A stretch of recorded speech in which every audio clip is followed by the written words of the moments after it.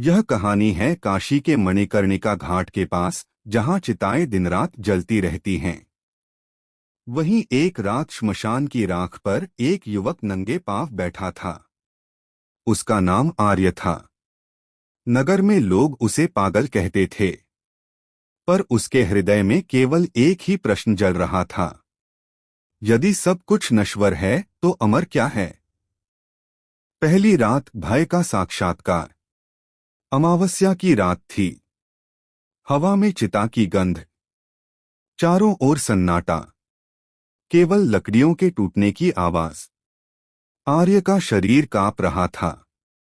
अचानक उसे लगा कोई पीछे खड़ा है। उसने पलटकर देखा। कुछ नहीं। डर मन में नहीं था, डर मन ही था। तभी उसके गुरु की आवाज गूंजी, जिससे डर लगता है उसी को देखना सीखो। आर्य ने आंखें बंद कर लीं। दूसरी रात अहंकार की मृत्यु। दूसरी रात एक शव जलाया जा रहा था। आर्य उस चिता के पास बैठ गया। लोग फुसफुसा रहे थे, ये पागल है। लेकिन आर्य चिता को नहीं, अपने भीतर के अहंकार को जलते देख रहा था। उसके भीतर एक स्वर उठा, यह शरीर भी राख ही बनेगा।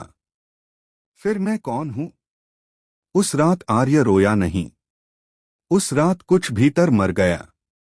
तीसरी रात। तीसरी रात उसने श्मशान की राख अपने मस्तक पर लगाई और भैरव मंत्र का जप किया। अचानक उसे कोई दर्शन नहीं हुआ, कोई चमत्कार नहीं दिखा, बल्कि एक गहरा शून्य प्रकट हुआ।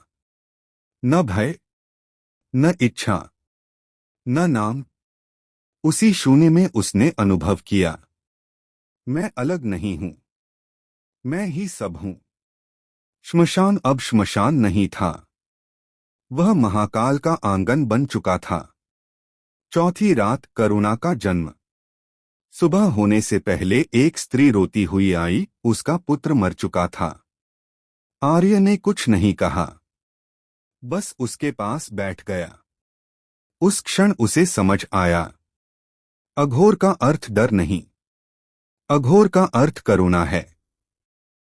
श्मशान मृत्यु का नहीं, सत्य का स्थान है। जो मृत्यु से भागता है वह जीवन से डरता है।